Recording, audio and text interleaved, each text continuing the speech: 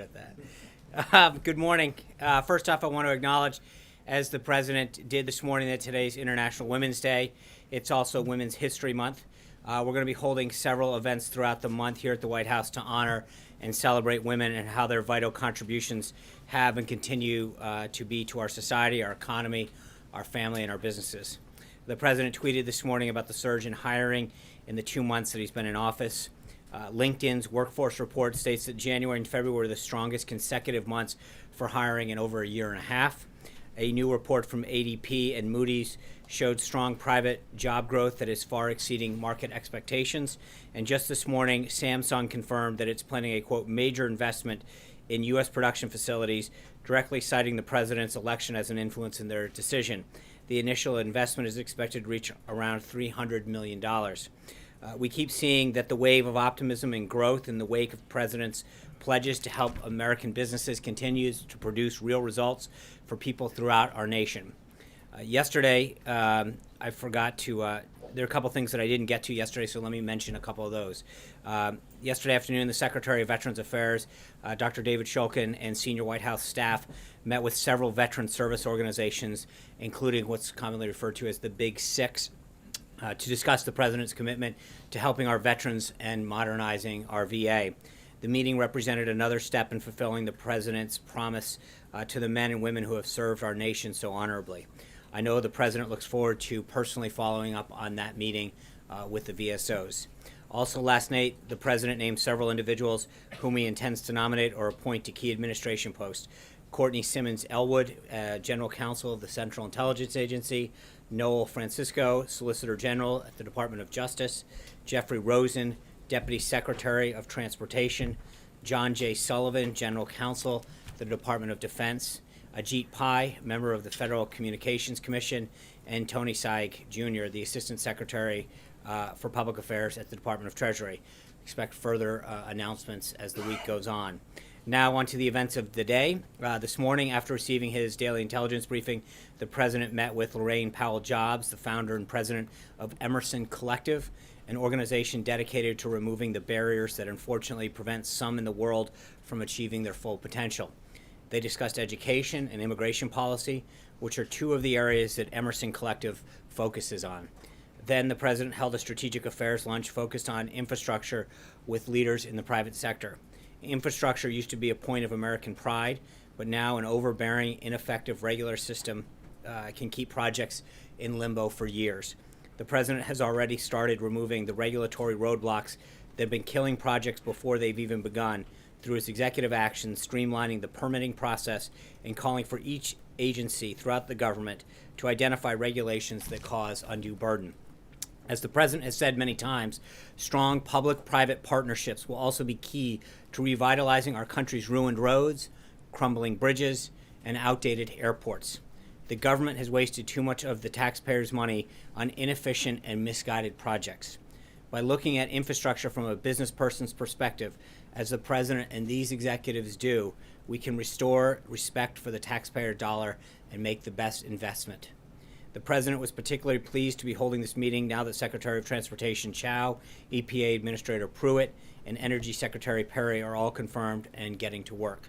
In attendance at the lunch, as I mentioned, were Secretary Chao, Secretary Perry, Administrator Pruitt, and then Richard Lefrak, the CEO of Lefrak, Steve Roth, the CEO of Vornado Realty Trust, Josh Harris, co-founder of Apollo Global Management, Bill Ford, the CEO of General Atlantic, Lynn Scarlett, the Managing Director of the Nature Conservancy, Tyler Duvall, the partner at McKinsey, and Elon Musk of SpaceX. Later this afternoon, the President will meet with Congressman Elijah Cummings to discuss rising prescription drugs prices. I know the President's looking forward to continuing the dialogue that they started a few weeks ago on the phone. At 4 o'clock, the President will meet with Interior Secretary Ryan Zinke, Senator Murkowski, and Senator Sullivan of Alaska. They're expected to discuss the priorities of the Department of Interior, especially as it pertains to the government-owned lands in Alaska.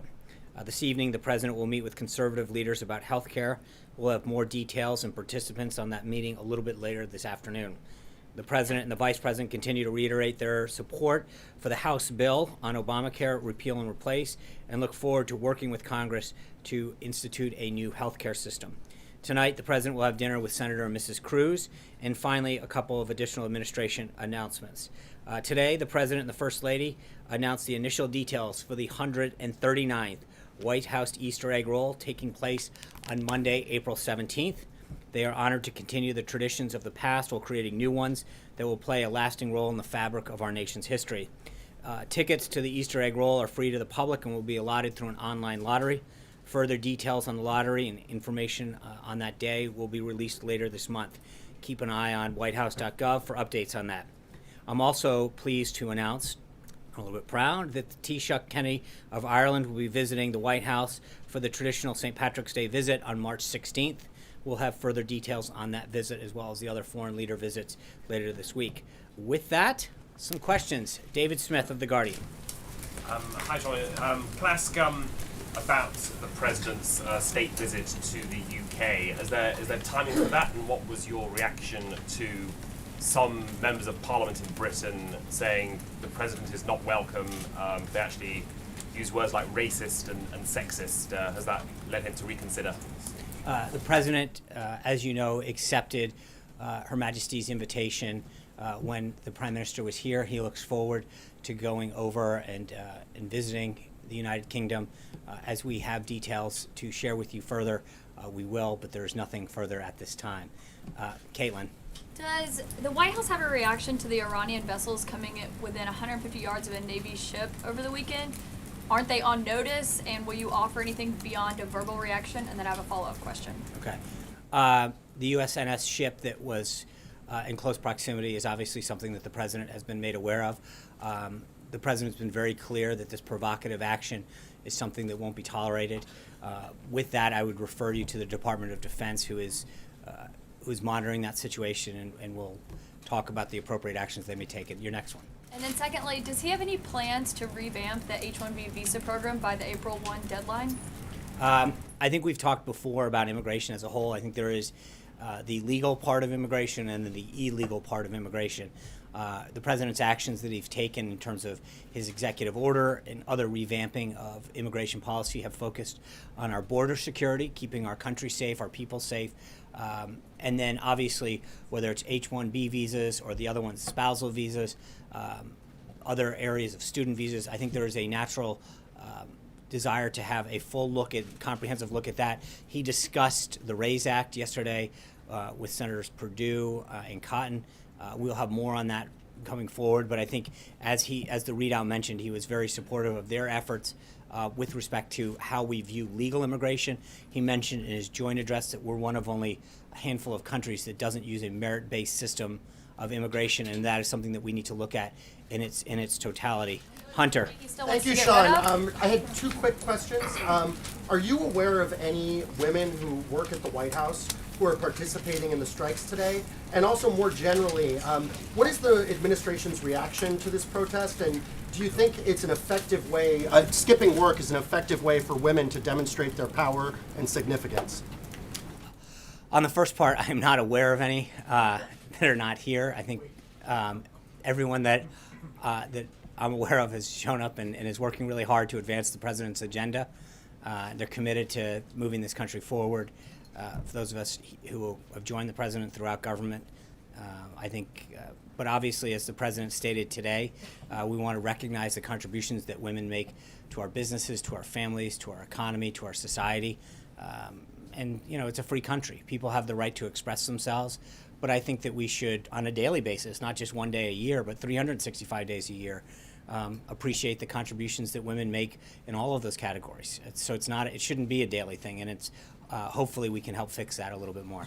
John. Thanks a lot, Sean. There seems to be this groundswell of conservative opposition to the health care bill that was offered up by leadership in the House of Representatives. You mentioned the President's going to be meeting this evening with conservatives. What is his message to those individuals? Are they members of the Freedom Caucus? Will Senator Rand Paul be there? And can you give a sense about what the President intends to do to turn around that opposition that was quite apparent yesterday? So a few things on that. One, as I mentioned, we'll have a list of participants later. Two, I think that there has been a lot of, from business and conservative groups have been very supportive of this, whether it's Americans for Tax Reform, Americans Taxpayers Union, the Medical Device Manufacturing Association, the U.S. Chamber of Commerce, AvaMed, One Nation Health, Consumer Health Products Association, the Association of AMAC, the National Association of Wholesale Distributors, the American Legislative Exchange Council, and others. There's been tremendous support for this. We've had people throughout Washington, D.C. going to different associations and groups throughout the days, last couple of days, talking about the benefits of this. And we're going to continue to do outreach. He met, as you know, yesterday with the House Whip team, expressing his unwavering support for the bill and the process that's about to encounter. He'll work with these individuals today.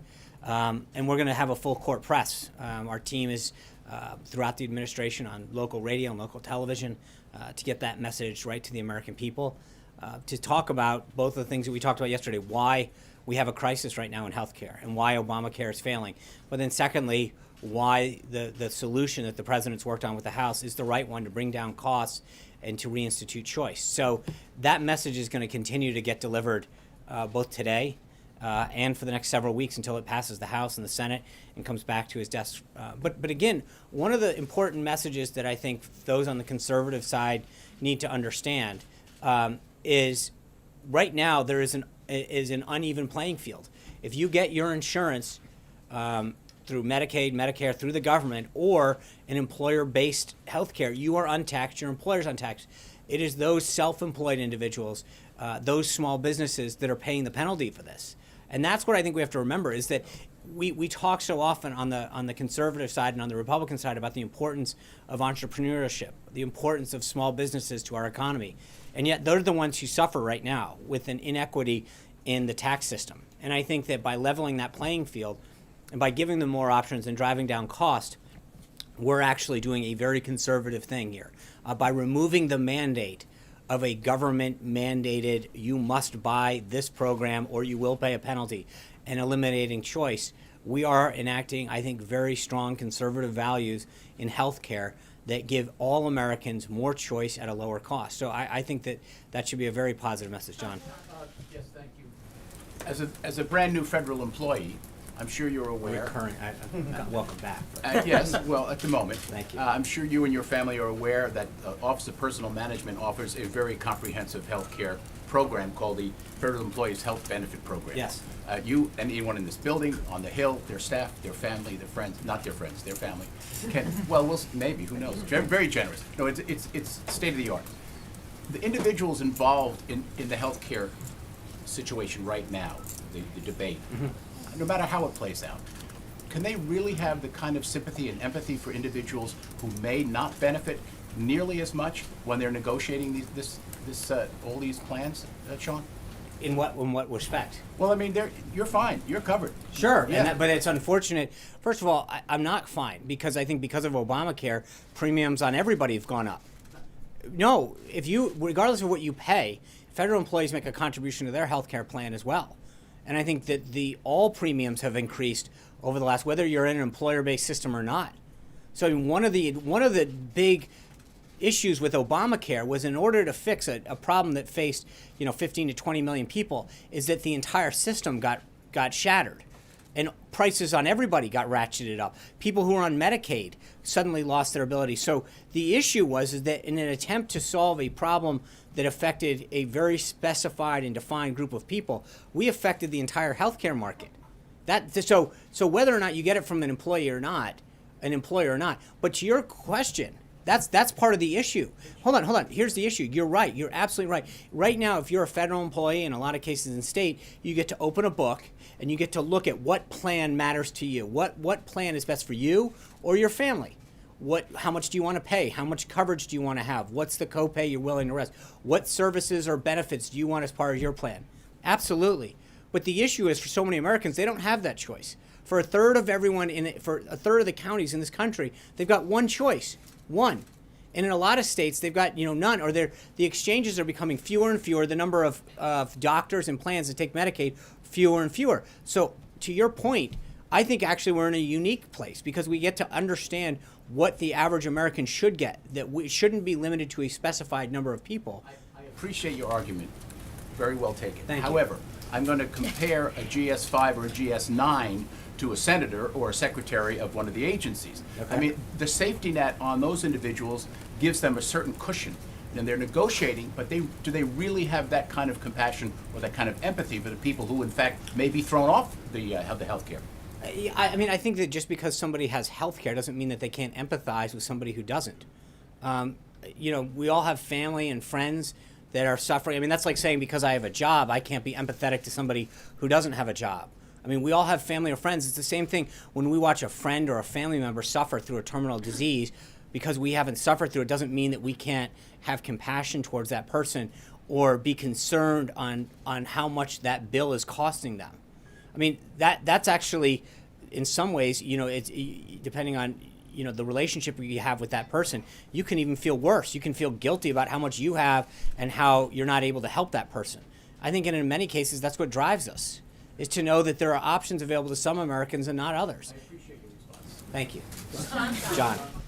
John, we've confirmed that there is a criminal investigation into this alleged theft of cyber tools from the CIA by WikiLeaks. What can the White House tell us about the situation, particularly the fact that it seems like there's another leak from the intelligence community that's on the scale of Edward Snowden? And can you assure the American people that none of these tools have ever been used against them? Well, there's a couple things in that. Number one, for obvious reasons, it is our policy as a government not to confirm the authenticity of any kind of disclosure or hack. That would be highly inappropriate for us.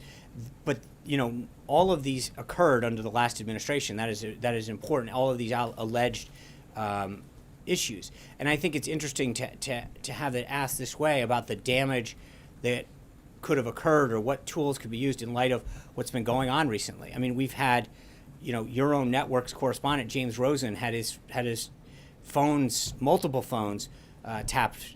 Was that appropriate back then? I think there's a lot of concern out there about alleged leaks. I mean, there's two steps to this. And I think what you saw over the last week in terms of this should be a major concern to people in terms of the leaks that are coming out and the desire to get to the bottom of them, whether or not specifically with respect to the disclosure that you're referring to, but I think the idea that we are having these ongoing disclosures of national security and classified information should be something that everybody is outraged in this country. This is the kind of disclosure that undermines our country, our security, and our well-being. And you've seen over the last 2 years, depending on the leak, it depends on the outrage. It's interesting how whether the leak occurred under the last administration, you had member after member talking about disclosures that occurred during the last administration, whether it was members of Congress. Elijah Cummings expressed concern during the last administration in terms of the Americans that were, when it dealt with Hillary Clinton, there was complete outrage about the leaks that occurred, members calling for investigations into the leaks. It's interesting how there is sort of a double standard with when the leaks occur, how much outrage there is. And so I do think it's important, while I don't want to get into confirming or denying this particular thing, I think it is interesting how different subjects are approached. This one, everyone is immediately rushing to, and there should be a lot more coverage of this. This alleged leak should concern every single American in terms of the impact it has on our national security. And can I ask something unrelated? Of course you can. Robin Shahini has been imprisoned in Iran since last October for collaborating with a hostile government, that government being the United States of America.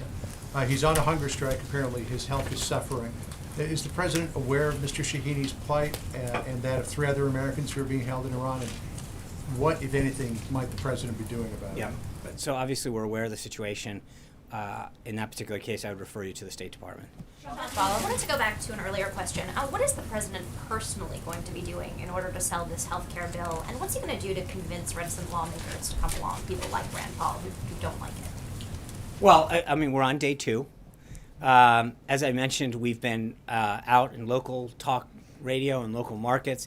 The president yesterday met with the House Deputy Whips. Today, he's having a series of additional meetings with conservative groups, with others. He's already talked to insurance agents. I mean, we've talked about the lead up to this, with the insurance executives, with companies, with various members of the House and the Senate from both parties. He met with governors, attorneys general. I think there's a group of lieutenant governors coming in. We're going to be aggressively going after talking about the solution that we have for healthcare, both the need to repeal the current Obamacare system and the need to replace it with something that gives patients the choices and costs that they need. As I mentioned yesterday, and I can't overstate this, there's a difference between having a card and having care. Being told you have coverage and not being able to use it is no good. And that's the thing that I think is really important. When we get asked the question so often, how many people are going to be covered? That's not the question that should be asked. How many people are going to get the care they need?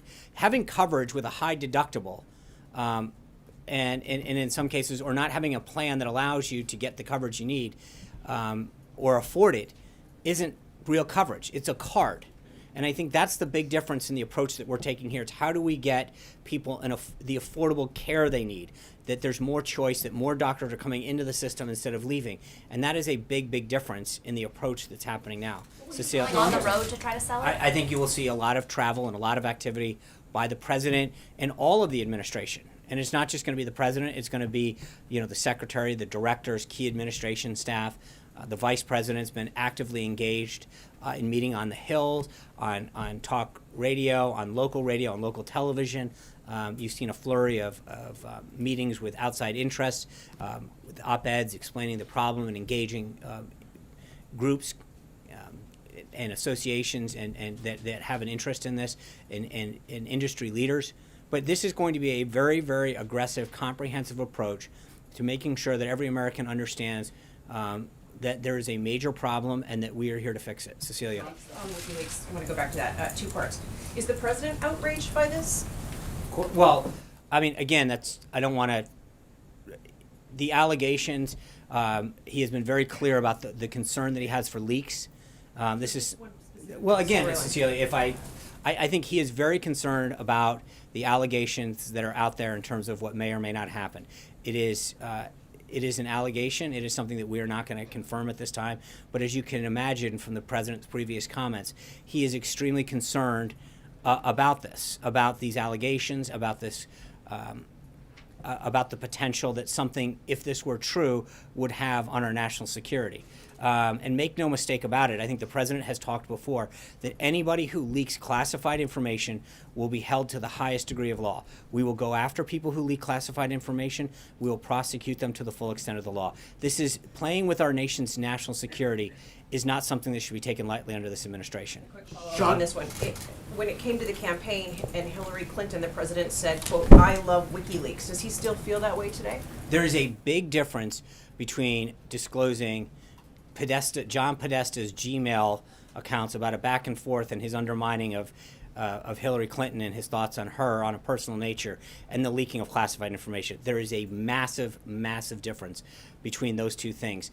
And I think it is, again, the interest and the outrage that occurred last year by a lot of Democrats when it came to leaks is interesting that we're hearing not as much outrage now when it comes to some of our issues of national security. April. Sean, a couple of questions. One, you said Congressman Cummings, you affirmed Congressman Cummings is meeting with President Trump today. Yes.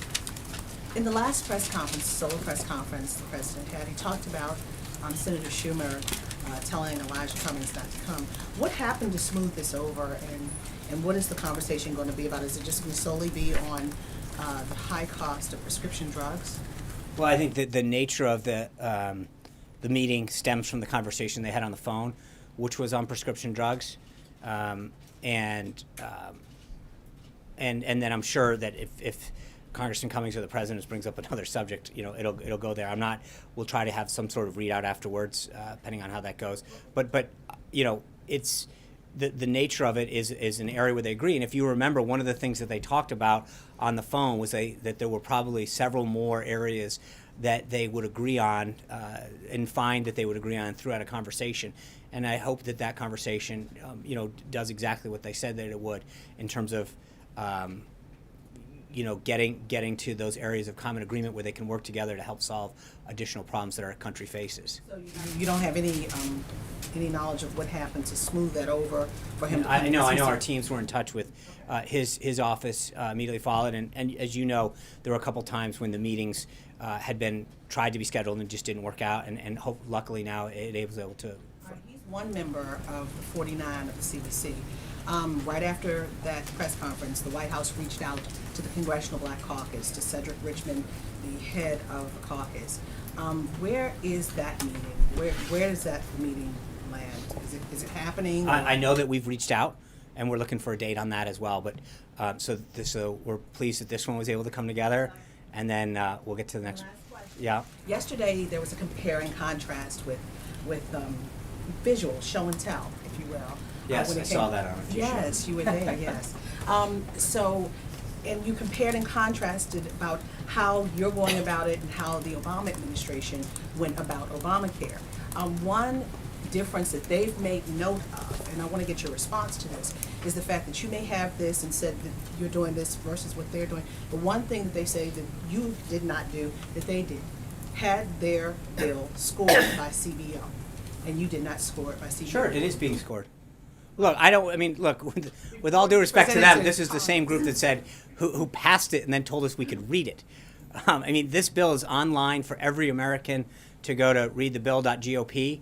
It's on the Speaker's website. We link to it on several accounts that we've tweeted.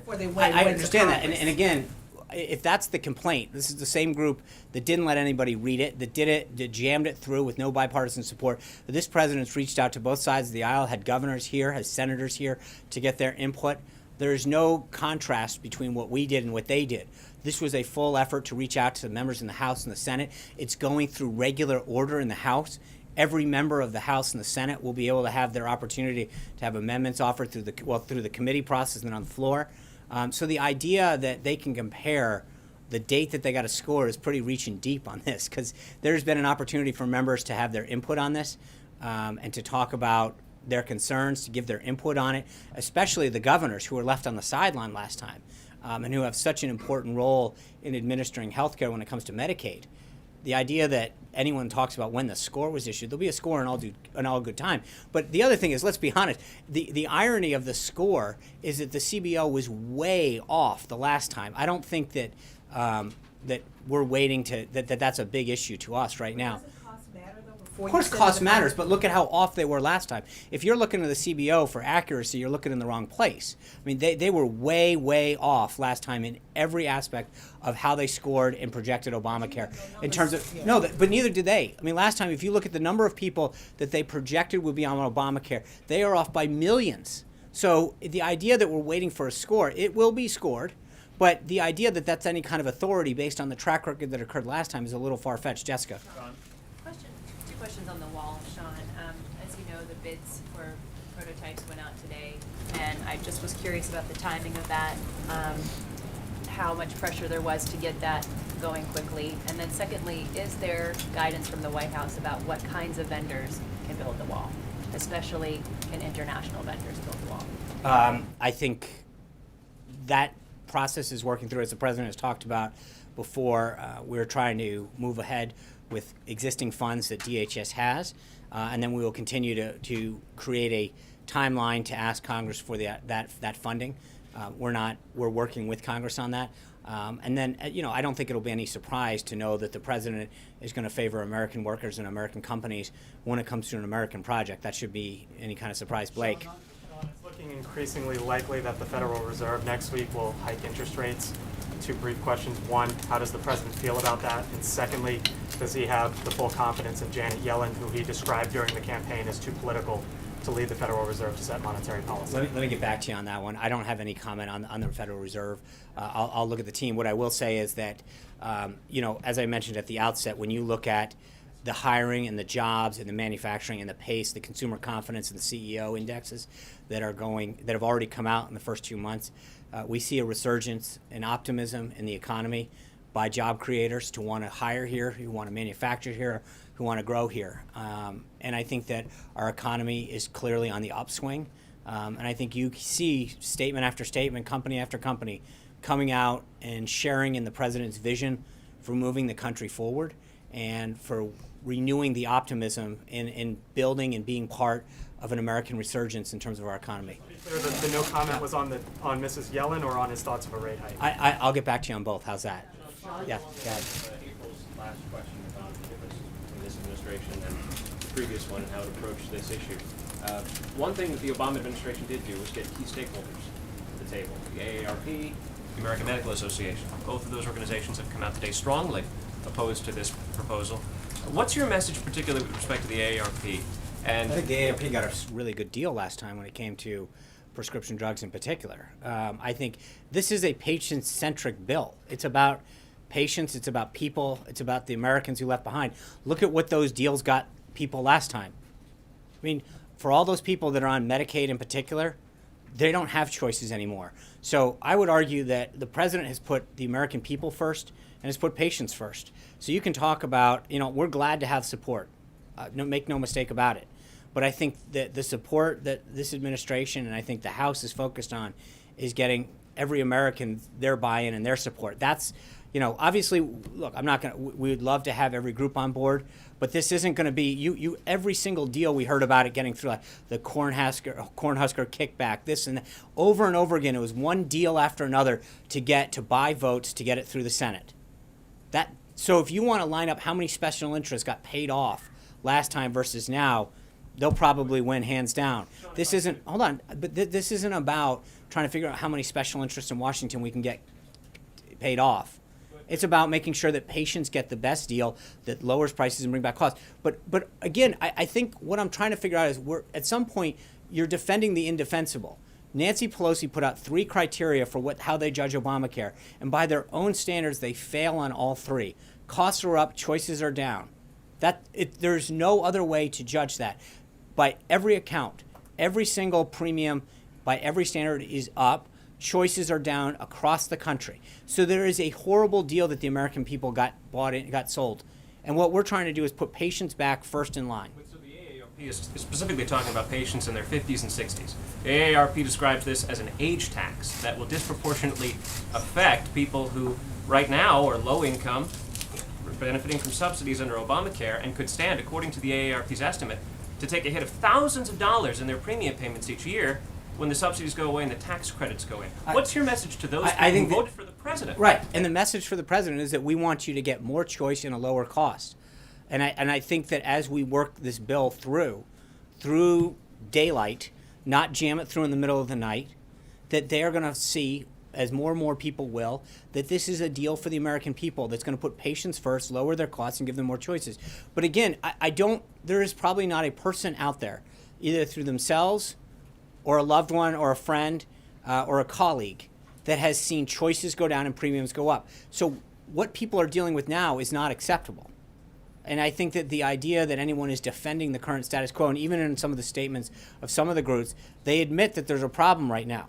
And so my advice to those people is join the process. Share your ideas, share your thought, let the process work its will so that it is a bill that has input. But the bill, the way it was done last time, is not something that's acceptable. Shannon. Is the president worried, though, that every major doctors group, the American Medical Association, the American Academy of Pediatrics, the American College of Physicians, have all come out and said they have serious concerns? For all the talk of doctors and patients and choice, the doctors groups are all so far unanimously coming out and saying they're not supportive of this. Is that concerning? No, I think when you look at a lot of doctors versus the associations here in Washington, we have had tremendous input from doctors themselves. Dr. Price himself, a doctor, is the one who crafted this. So you have a doctor in charge of the administration's effort to work with Congress. You've got several physicians and other medical professionals in Congress that are talking about the experiences they have. In fact, many of them ran for Congress because of the concerns they saw in their own industry. I have respect for some of the work that some of these Washington, D.C. based associations do. At the end of the day, this is about patients and about the input from doctors who are on the front line of seeing patients and talking about the care that they're able to give or not to give to people. Anita, I'm sorry. Okay, if you mind if I follow up on something else you said? I don't. Sorry. You've talked about people having a card. You've got a card, but it's a $2,000 deductible, and there's only 10 doctors in your town that'll see you, let's say. Well, but that's better than nothing if you get cancer or hit by a car. So maybe this makes access, right, but it is better if no insurance. So if this expands access to people and choice, but it reduces the number of people who actually have But I don't think health insurance. So can it do both? Yeah, of course it can, and it will do both by ensuring that more people. Right now, you've got more people not, paying the penalty and saying, "I don't want health care. I'm not going to pay the penalty because costs are too high." And it was probably 5, 6, 7 years ago, before Obamacare went into place, a single young individual person on the open market could get a premium, a plan with a premium of $100, $150 a month. It's in the high 300s now. And I think that there's a big difference. You're not, for young people just entering the workplace, for example, your example, they go get into an accident. Right now, you've got a lot of individuals that get off their parents' health care and say, I'm healthy, I have no desire to go get health care. It's another few $100s a month that I don't have or that I'd rather spend on something else. If we can get that cost down, it makes a lot more sense, and get them plans that are tailored to them. 27, 28-year-old individuals don't need care that's for folks, that talks about certain things, that a plan that has certain things that are towards the end of life. But right now you've got one-size-fits-all, government-run, government-mandated plans that offer people a suite of medical services that they do not need because there's no choice. And it's a government-mandated system. I think offering more choice and more competition allows people to pick a plan that is more tailored to your needs. And this goes back a second to what John was asking, that if you can actually pick a plan and across state lines find one that suits you as an individual, as opposed to, maybe there's a family plan that's more comprehensive. It has dental and vision and all the things that your kids are going to need because, of all the things that you anticipate, then that's a plan that a young family might need versus an older person that's single or a younger person that's just entering the workforce. But right now there's no competition, there's no choice. So it's not an either-or situation. We're facing a situation where more and more people are getting less and less and paying more and more for it. And that's the wrong way to go. Mara. Anita. Oh, sorry, Anita. My apologies. Anita, then Mara. Switching gears completely, the military have recently conducted some kind of exercise at the naval base at Guantanamo Bay, and it was preparing for a migrant crisis. And there is a DHS migrant center there, and I wondered if the administration has considered and what you all think about using that facility for immigrants. Has that come up? I mean, that particular exercise, to the best of my knowledge, is a rather regular exercise that occurs, as do many of the exercises that the military prepares for in a whole host of contingency operations. So that is a routine military operation. Consideration, though? No, I'm not going to. It is a routine military operation, as several of them do with our partners throughout the world, where we plan for random, contingencies that may or may not happen. That's the job of the military, to practice for contingencies that may or may not happen on a whole host of issues. But to try to ascertain, Are you all considering using the facility for immigrants? There is nothing to consider it for. I think we're fine right now. There's nothing that we would need to use it for. But again, I think part of the goal of preparing the military going through various exercises is on a whole host of issues. On refugees, they prepare for natural disasters.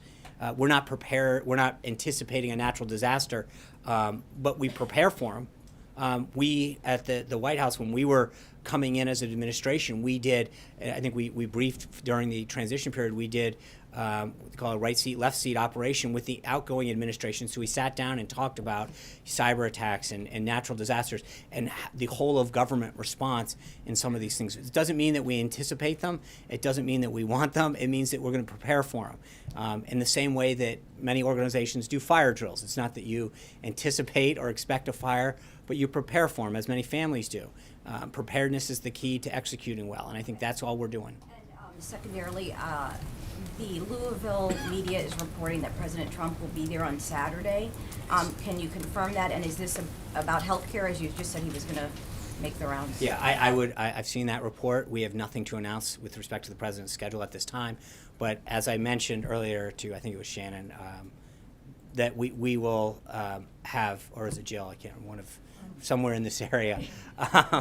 We will have an update on the president's schedule, but later this week. But I do anticipate the president to be very active in his support for the repeal and replace effort, and so this is what you should expect. Now, Mara. The CBO score is supposed to come out next week, and you just called into question their credibility. I didn't call into question. Just so we're clear, I'm just. Thanks, Matt. I appreciate it. I can answer. Their record is what I'm calling into question to. When you look at the number of people and the cost on what they scored the last Obamacare bill on, it's way off. That's a fact. That's not anything more than that. Well, people base their votes on what they think is going to happen to the cost and the coverage. That's right. To lose coverage. Is there any analytic organization that you would accept a score from? Well, I think that there's, yeah, I mean, I think OMB will probably put out a score on that. No, I'm not saying, but Mark, hold on, all I'm saying is look at what the CBO's record is on Obamacare. It's vastly off. I think they projected 20 million people to be on Obamacare this year. I believe the number's 12. They're way off in terms of the millions. So it's not a question of whether I'm questioning anything.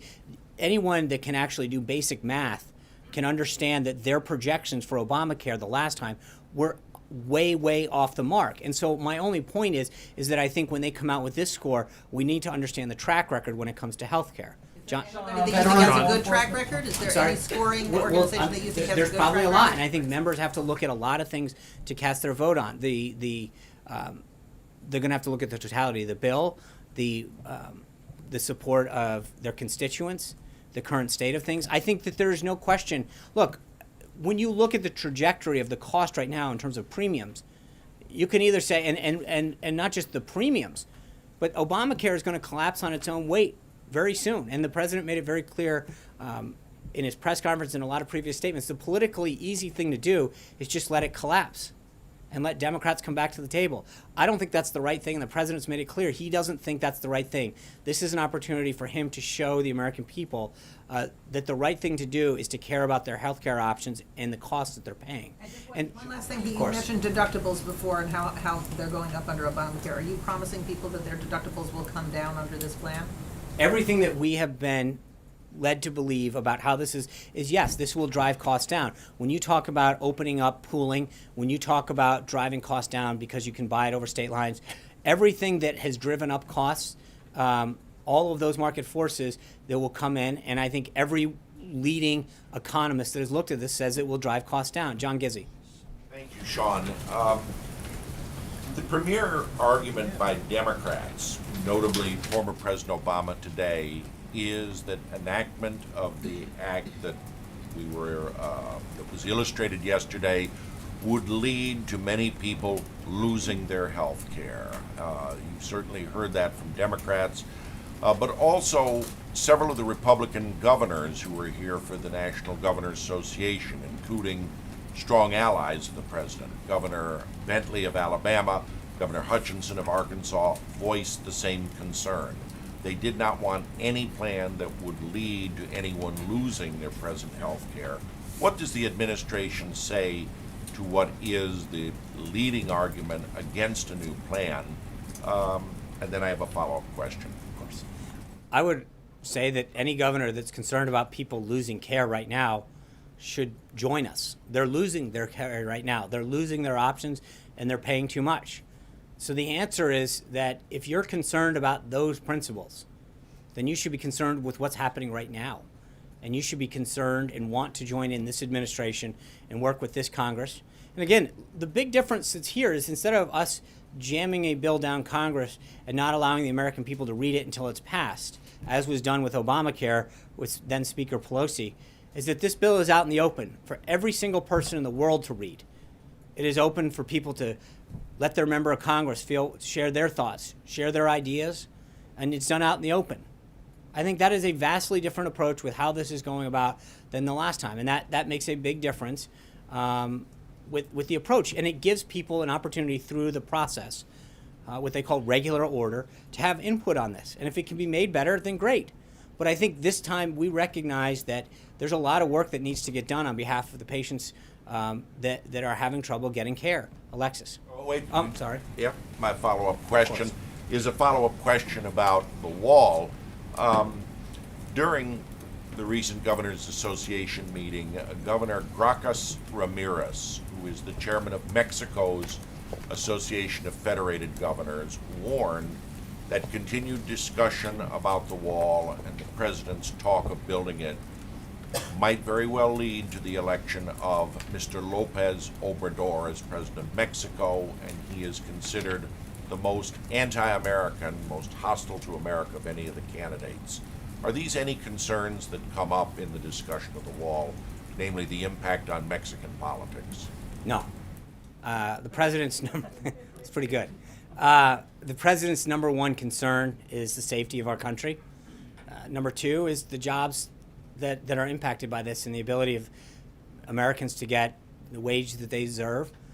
But again, this is a national security issue, something that frankly, when he's discussed this with President Peña Nieto of Mexico, that there is a shared concern about drug cartels, drug trafficking, arms sales over the border. There is a shared concern for the respect of the border because it means a lot to both sides. So this is something that we care about from a national security standpoint, and then obviously the president's concerned on it both as well as on an economic standpoint. Alexis. Your answer was that if the healthcare bill could be made better, the president is interested in that. So can I just clarify, when he meets with the congressional conservatives this evening who have misgivings about the legislation, is he intending to talk to them about what they would like to change, and is he open to making those changes? Is that what he is? Is that the mode he's in rather than a sell mode? No. He's in a listening mode? Right. Well, I think he's in a very much of a sell mode.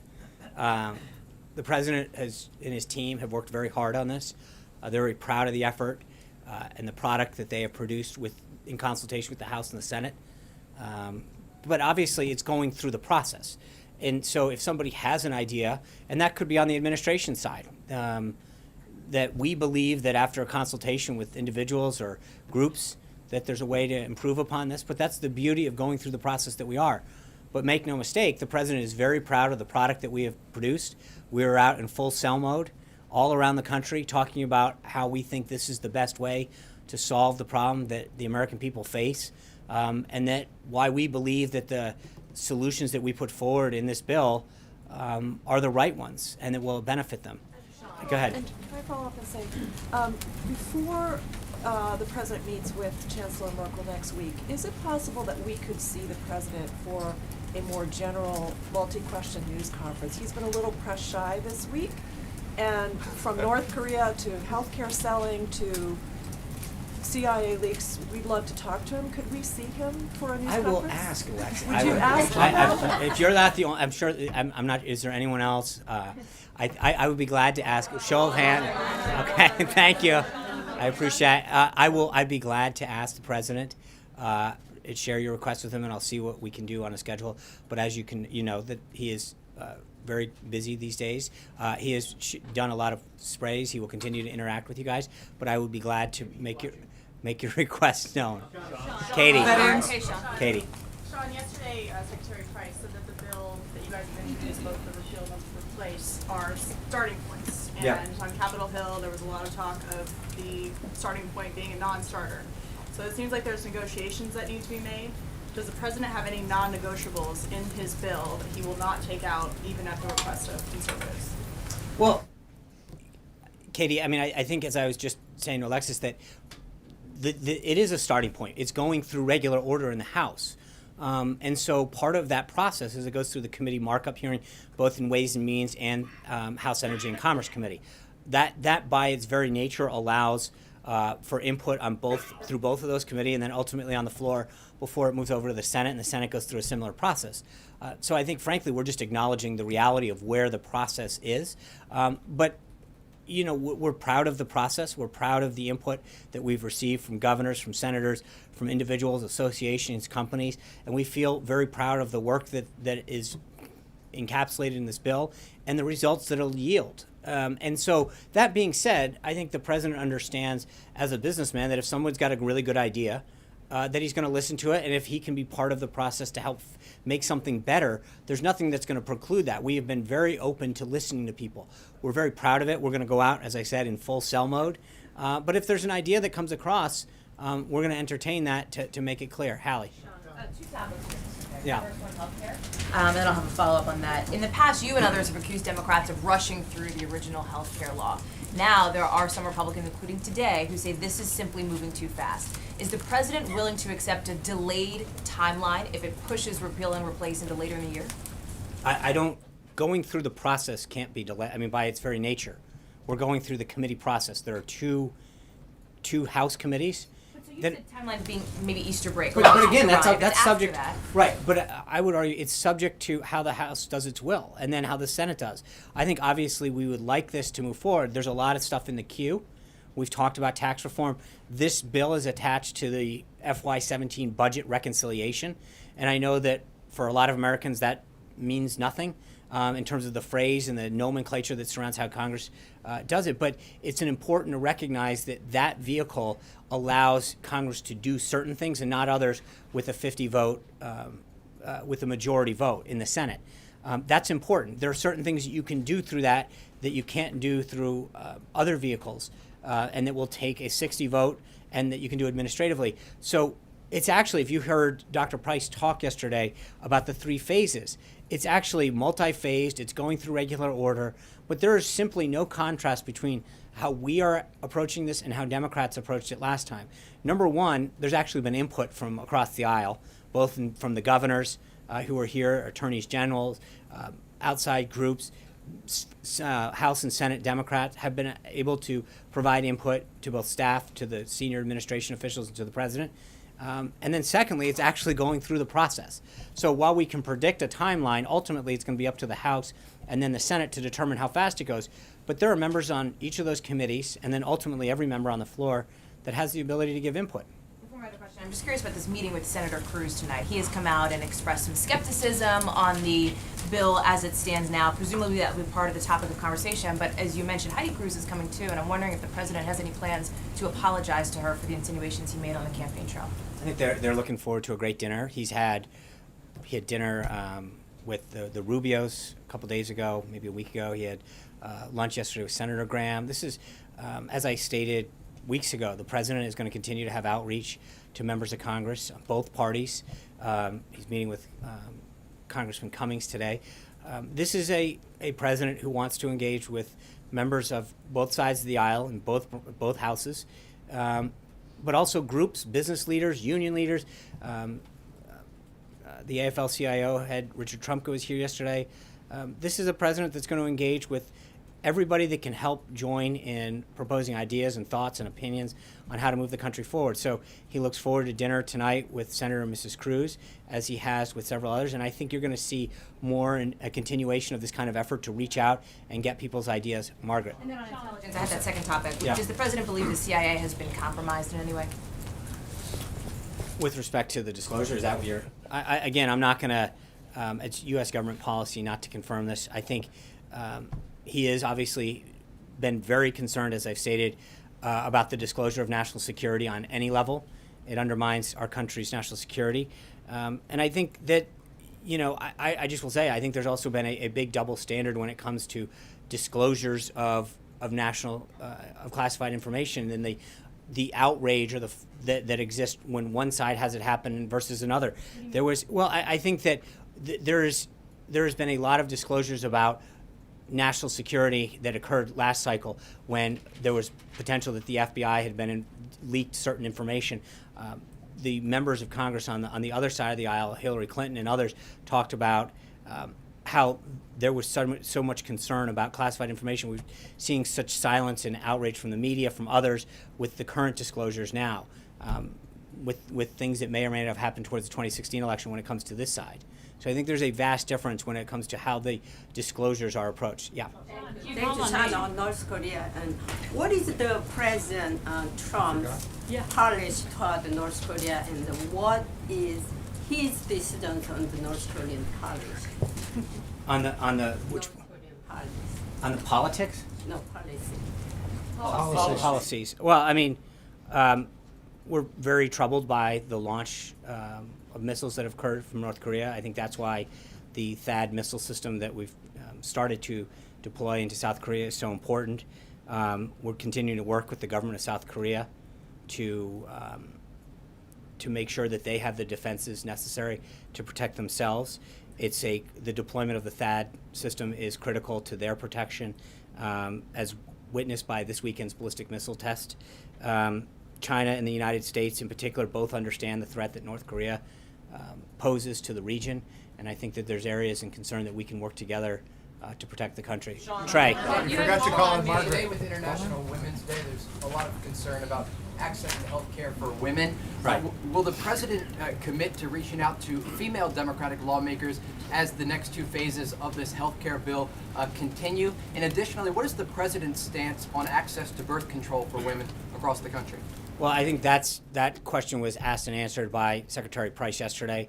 With respect to women's health, the president has also made it clear that he intends to have a substantial increase in funding towards women community centers that fund women's health services, and that will be reflected in his budget. Margaret. Thank you. Sorry. Sean, is the president the target of a counterintelligence investigation? I think that's what we need to find out. There's obviously a lot of concern. I mean, I mentioned to John, there was considerable concern last cycle when a reporter was the target of one. But part of the reason that we have asked the House and the Senate to look into this is because of that. And I think, it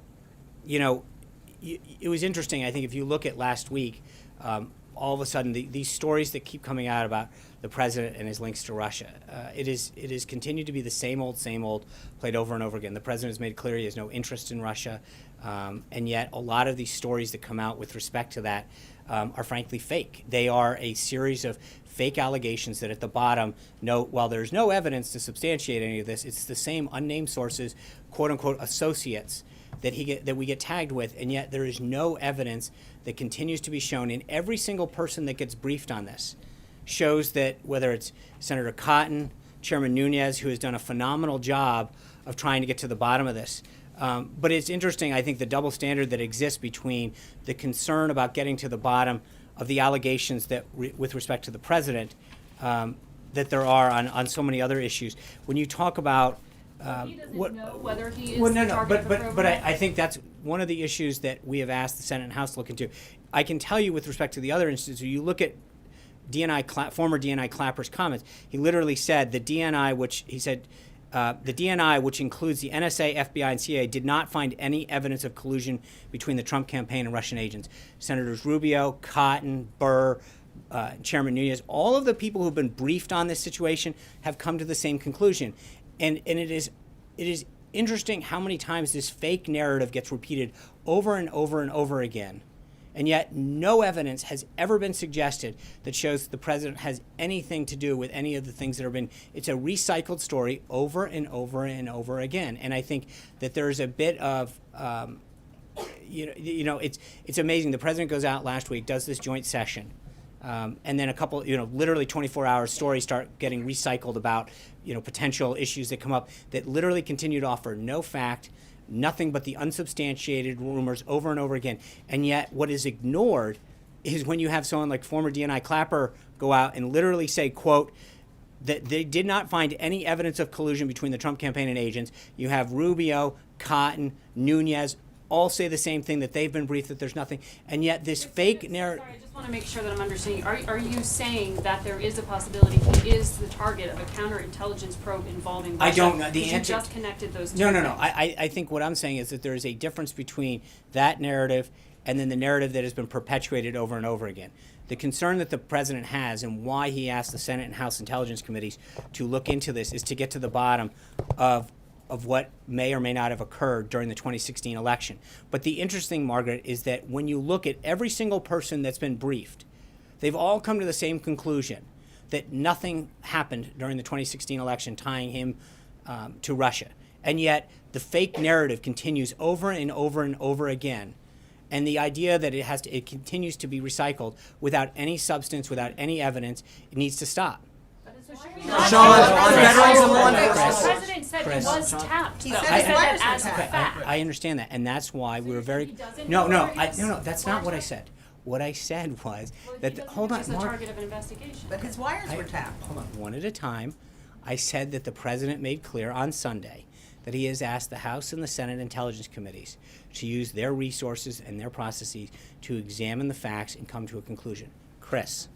Since you're talking about whether things are true or not, let me ask you, following up on something yesterday, you seem to acknowledge that the president was wrong when he tweeted that 122 prisoners released by the Obama administration from Gitmo had returned to the battlefield. In fact, it was mostly by the Bush administration. Will he retract or even apologize for that, given that he also called it a terrible decision by the Obama administration, and given that that was incorrect, that there still has been no proof either of his tweets about widespread voter fraud or the wiretapping, does the president have a credibility problem? No, look, I said yesterday, I think Trey asked the question, that the president meant the total number of people. And that, hold on, I understand. Okay, I understand that. I'm actually explaining it. That's what you asked the question. He meant that the total number of people released from Gitmo was 122. What the president, but just to be clear, there is a big difference. Under the Bush administration, most of those were court ordered. The Obama administration took great steps. They talked about, it was a campaign promise, frankly, from day one, to close Gitmo. This president is very clear that he understands the nature of the threat that the people in Gitmo pose to our nation and the recidivism rate that there are among people that we have released. That is a concern that he shares. The reason the Bush administration did it was in many cases they were under court order. The Obama administration made it actually a priority to let people go and to actively desire to close that camp and to release more and more of those people, especially in the waning days. There's a huge contrast between the posture and the policy of the last two administrations on how they were dealing with Gitmo. This administration understands, and the president has been very clear, he understands that the people that are kept in Gitmo pose a danger to our country and to the rest of the world. There's a big, big difference between the posture of those two. That the tweet was wrong. I just said it. I said that the tweet, he meant that it was the totality of the people. That's what I said to Trey yesterday. I'll say it again to you today. Dave Boyer. Just follow up on something else you said, Sean, I'm sorry. a totally different topic, because you said that you're in you're in cell mode, Yeah. completely in cell mode. And I wonder if the president sees this as a test of his ability to make a deal, something that he really talked about, something that voters responded to on the campaign trail. Is this essentially, does he feel on him, that this is him going to show the American people that he can get this deal done? Well, he is a deal maker. He's a negotiator. He is a world-class business leader, and he's been highly successful at it. So if anybody can get a deal on something, it's going to be Donald Trump. I mean, that's part of the reason I think that the American people, what they saw in him, that there was so much broken with Washington, that when it came to the big problems, whether it's domestically or internationally, that if somebody could come in and work across party lines, work with another country to get a deal that was in the country's best interest, he had that skill set, and that's why they frankly elected him president. So I think he feels very good about the product that we've put out. We are in cell mode. We want to get this done. But the president has an open mind. He enjoys meeting with people and hearing ideas about how to make this country better, how to create jobs, how to create a better healthcare system, how to create better schools. And if there's someone that comes up with a better idea that will help lower costs and increase access, he's certainly going to listen to it. Dave Boyer. Dave Boyer. Sean, yesterday in the president's meeting with the deputy whips, he was talking about his tax cut plan. He said it's going to be the biggest since Ronald Reagan, maybe even bigger. He said, I know exactly what we're looking at. Most of us know exactly the plan. So my first question is really easy. Tell us about the plan. What the plan is? The tax cut. Well, again, I'm going to wait till, thank you. I appreciate the layup, Dave. But I'll leave it to him to work with Congress. When we're ready to roll it out, we will do just that. We're not there yet, so let's go on with the next, hopefully. And secondly, building on these jobs numbers today that look very positive, obviously there's a lot of CEOs out there who are excited about the possibility of a tax cut plan. And yet, the president has also expressed a lot of concern about the national debt. If you're going to get a tax cut on the level of Ronald Reagan, a historic size tax cut, how are you going to do that, balance the needs for continued job growth with the concerns about the debt? Because I think that one of the best ways to get the national debt down is to grow the economy. The more the economy is growing, the more we can get it at 3, 4, 5%. the more the deficit goes down. That's just the best way to tackle the deficit is to grow the economy, put people back to work, create a deeper manufacturing base. I mean, that is between that and some of the efforts that the president has put in to make government more efficient and effective and save money at that level. Those are the two things that I think combine to get the deficit down. Jennifer? Sean, of the more than 13,000 Syrian refugees who are in this country, 150 of them, or less than 150 of them, are Christian, Shia, or Yazidis, the same groups that the U.S. government acknowledges are literally being, at risk of being wiped off the map. So I wonder now that Secretary Tillerson has had time to settle in, and as you review the refugee program, immigration policy, is this something that's being discussed? Is this a priority to give these groups some relief? Well, I think that you know that when we talked the first time about the executive order, it was something that we acknowledged. There is definitely an area where in the executive order that we just passed, one of the areas that we talked about was, and I'd have to go back and look at the exact phraseology, but we recognize that certain groups, and they can be religious in nature, are being persecuted. And I think that that's going to be a factor how we look at that program. It's something that the president, as you mentioned, he's talked about in the past. It's something that Secretary Tillerson has acknowledged. And that's not just refugees coming into this country, but I think one of the reasons that we need safe havens in Syria is to make sure that groups and individuals, whether they be part of a group or religion who are being persecuted, have a degree of safety that they can count on. Yeah.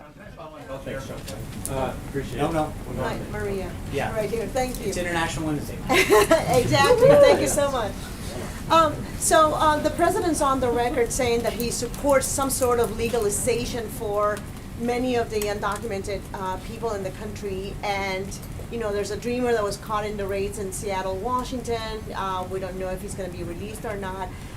Does the president want to or plan to meet with dreamers to talk about what's on his mind about, gathering ideas for some sort of legalization? And if so, when would that meeting occur?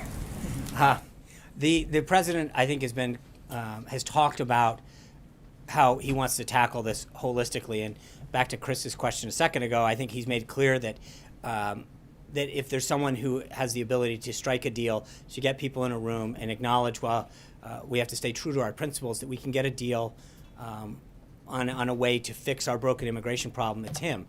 We are not at that phase yet. This is something that he's talked to senators about. And I think that as we continue to move forward, obviously the focus now is on Obamacare, repealing and replacing it with this program. But it is something that we're going to continue to move forward with, and as a comprehensive thing, not just the illegal issue, but the visa issue, how we deal with the other folks that are in this country. But stay tuned. We've got more to go on this. We'll go further. What's that? No meeting on the works with dreamers? No, there's nothing on the schedule at this point. Yes. One further policy question. I'm sure you're aware of reports that the president has ordered the Pentagon to step up the attacks on Al-Qaeda in Yemen. Does this mark a new strategy, rather?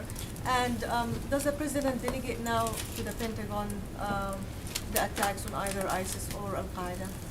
Well, I think the president talked about this a lot during the campaign, about giving the authority and trusting the generals and the decision makers of his national security team with executing what they need to prosecute the war on terror and the war against radical Islamic terrorism. So it's not a question of delegating authority. There are certain things, and we addressed this in the briefing in previous weeks, but there's a big difference. He's not delegating the authority, but making sure that they have the ability and the timeliness to act in an appropriate manner to prosecute the case and to go after terrorists in a way that they probably weren't last time. So, I mean, there's a big difference between the approach of this president and the last administration in terms of giving the generals and the leaders in the national security team and the Defense Department the tools and authority they need to prosecute the case against ISIS. Sarah. Gabby. Sorry. Thanks, Sean. You'll get it someday. I know.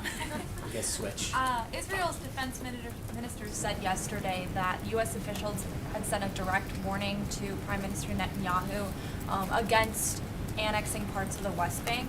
I wanted to know if that was at the request of President Trump, and then also if you could tell us where the White House is in terms of reaching a deal with Israel on what they consider permissible settlement construction. Well, as you know, yesterday the president spoke with Prime Minister Netanyahu. That conversation largely had to deal with areas of regional security. I don't have anything further to read out on that, and I know that when they met here at the White House, there was discussion of settlements, and the president was very clear about what his desires and his wishes were. I think as we continue to follow up with Israel in the coming weeks, we will have more on that. Yeah. Yeah. Thank you. Veronica Cleary with Fox 5. I have a follow-up question, actually. He's asking about the thousands of women who have chosen to strike today, and you saying that it is a free country. But at Channel 5, we've reported quite a bit on the schools and the districts that are closing because so Right. many women chose to strike today. So, it is a free country, but what would be the president's sort of reaction to, if you will, what is more important, the students being at school today, or that the woman's right to strike and kind of make a statement, if you will, on this day? Yeah, thanks, Veronica. I think it's an important question. I mean, I know locally this affects a lot of individuals throughout Northern Virginia and Maryland and in the district. So, I think I haven't talked to the president specifically about this. Obviously, as I mentioned, people have a right to express themselves under our First Amendment, as the president's doing today by making sure that we appropriately salute the contributions that women make to this country.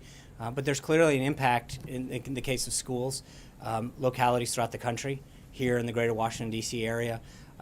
But I think that concern is best utilized by parents through their local school boards and through their city councils and mayors, whether or not they found it appropriate for that to occur.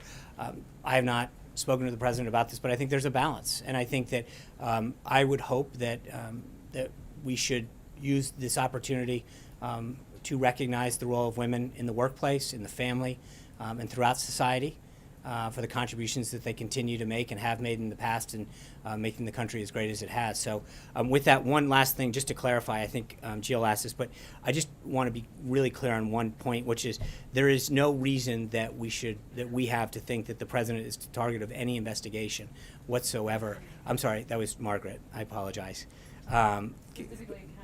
Right, and there is no reason to believe that he's the target of any investigation. I think that's a very important point to make. And so, no. It doesn't. What I'm saying is, hold on. The one question dealt with whether or not the tweet dealt with wiretaps during the thing. The other is an investigation. They are two separate issues. And there is no reason to believe that there is any type of investigation with respect to the Department of Justice. Thank you, guys. I'll see you tomorrow. Thank you. I'll see you guys tomorrow. Not that I can't comment. Thank you, guys. Are you aware of an investigation?